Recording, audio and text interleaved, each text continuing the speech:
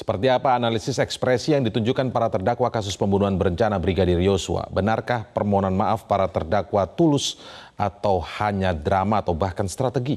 Kita membahasnya bersama pakar forensik emosi Handoko Gani. Selamat malam Pak Handoko Gani. Selamat malam, Bung Indra. Ya, kalau kita lihat dalam persidangan ini kan berame-rame kemudian akhirnya meminta maaf.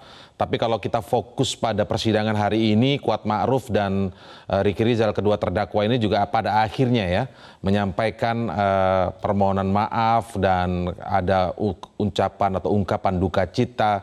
Analisis Anda secara forensik emosi seperti apa yang Anda tangkap dari kedua orang ini? Ini kan kita mesti membedakan ada ada tiga pihak begitu ya. Satu pertama adalah pihak yang katakanlah tidak tahu dan kemudian membantu, yaitu pihak-pihak seperti Pak Hendra Kurniawan dan kawan-kawan. Kemudian ada juga sekelompok pihak yang ada di dalam TKP dan dikatakan atau diduga terlibat di dalam skenario. Dan kita juga melihat ada dua orang, yaitu Bang Ferdy Sambo dan kemudian Putri PC ya, Putri Chandrawati. Nah kemudian kalau kita lihat ini gaya permintaan maafnya lain-lain. Ya, artinya yang pertama ini meminta maaf mengatakan bahwa tidak tahu. Ya, yang kedua ini meminta maaf juga dibagi dua, ada yang satu RR dan kemudian yang E ya, Brigadir E. Nah ini juga berbeda. Yang satu mengatakan saya tidak tahu, kebodohan dan saya tidak tahu, yaitu RR. Dan satu lagi mengatakan bahwa saya sangat menyesal dan sebagainya. Dan menunjukkan perbedaan emosi. Karena yang satu nembak, yang satu tidak. Nah kemudian kita juga melihat Kuat Ma'ruf seperti apa? Ya, kalau saya boleh potong beda dulu lagi gitu ya. Nah ini sungguh menarik saya melihat. Artinya kalau kemarin kita sudah lihat FS dan Bu Putri, saya rasa nggak membahas itu sekarang. Kita lihat sekarang ini ada Kuat Ma'ruf dan juga ada RR. Kalau kita lihat RR ini mengatakan dengan wajah yang relatif kurang ekspresi, yang menyatakan bahwa beliau tidak tahu, bodoh dan tidak tahu. Ya, sedangkan Kuat Ma'ruf ini sampai kita melihat ekspresi yang luar biasa sedih dan terpukul, tidak berani untuk melihat ke depan.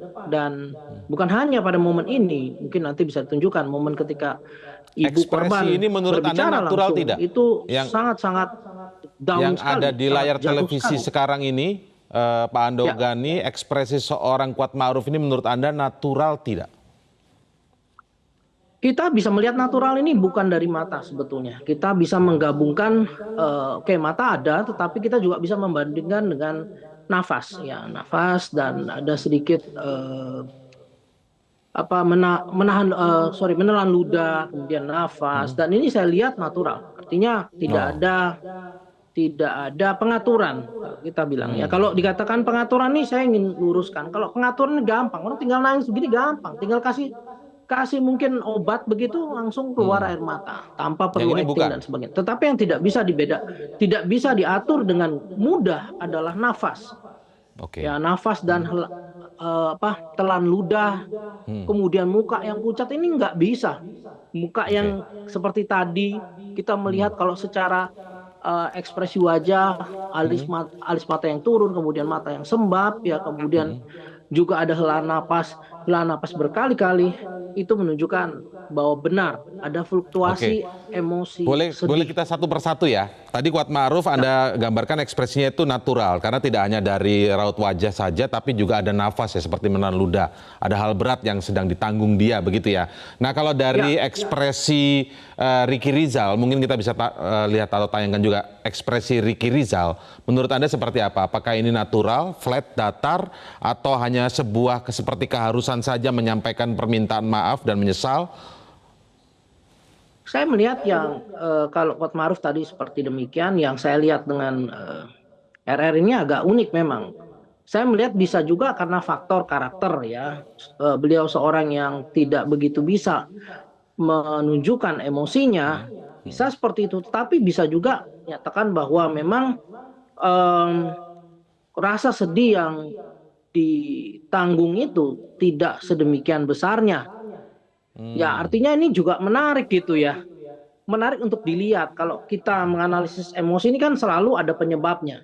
Kenapa Oke. seseorang punya emosi yang sedemikian luar biasanya seperti Kuat Maruf, sementara sisi lain ada RR. Apakah dikatakan ini terkait dengan keterlibatan keduanya atau tekanan yang sedemikian kuat terkait dengan keterlibatan keduanya?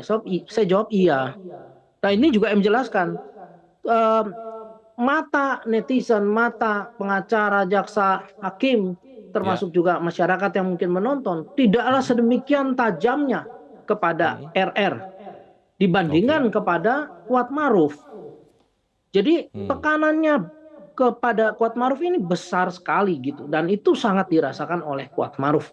Dan Baik. memang ini menjadi sebuah hal yang sangat menarik dan perlu dibuktikan juga Oke. oleh Katakanlah, baik. jaksa dan Tadi Anda hakim. menyebut, Kenapa seperti ini gitu? baik. Tadi Anda menyebut ekspresinya natural ketika ada penyampaian maaf dan lain sebagainya. Tapi bisakah arti natural itu berarti kemudian dia menyesali perbuatan dan keterlibatannya dia? Ataukah ini adalah sebuah ekspresi natural tertekan karena dia sedang berada dalam posisi terdakwa saat ini? Kita bisa menilainya dari pemilihan bagaimana emosi tadi muncul dalam kata-kata tertentu ya. Ketika kata-kata terkait dengan keterlibatan itu muncul bersamaan dengan ekspresi emosi, maka kita bisa katakan ini emosi yang lahir dari perasaan bersalah karena ada faktor keterlibatan. Tapi kalau dari kata-kata yang terkait dengan pressure ya, bagaimana orang melihat beliau ya, bagaimana beliau dituduh begini dan begitu. Nah, itu juga bisa kita lihat. Jadi ini mix, ada dua nih. Yang saya contohkan di awal itu, yang nomor satu tadi ada di awal-awal atau di tengah-tengah, awal dan tengah. Tapi yang terakhir juga sudah mencampurkan dengan pandangan masyarakat terhadap dirinya. Ketika beliau mengatakan demi Allah, bla bla bla bla, ini sudah kombinasi. Tidak ada niatan kata-katanya tadi. Sudah ada kombinasi, ya. Sudah ada kombinasi antara kemungkinan dugaan keterlibatan dengan pressure tadi. Jadi dua-duanya.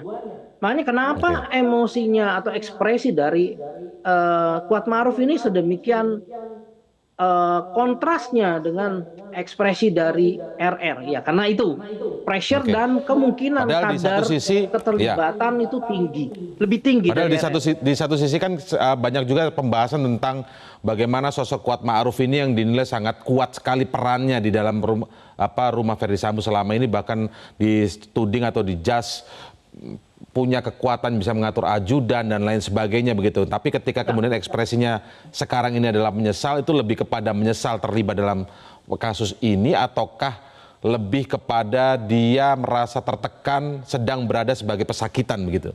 Itu yang saya tanyakan tadi. Keduanya. Ya, tadi saya katakan keduanya. Ya, betul, keduanya. Satu, ada pressure itu dan beliau sadar adanya pressure itu. Kedua, kemungkinan besar juga adanya rasa menyesal karena terlibat dalam bagian yang kita katakan skenario tadi. Oke, baik. Artinya ini bisa disimpulkan bahwa para terdakwa sekarang ini adalah dalam posisi tertekan begitu ya? Ya, kita menduga, kita nggak berani menyimpulkan. Kita menduga dengan tanda-tanda yang ada seperti demikian. Baik, Pak Handoko Gani, pakar forensik emosi, terima kasih telah bergabung bersama kami di Prime Time News. Selamat malam.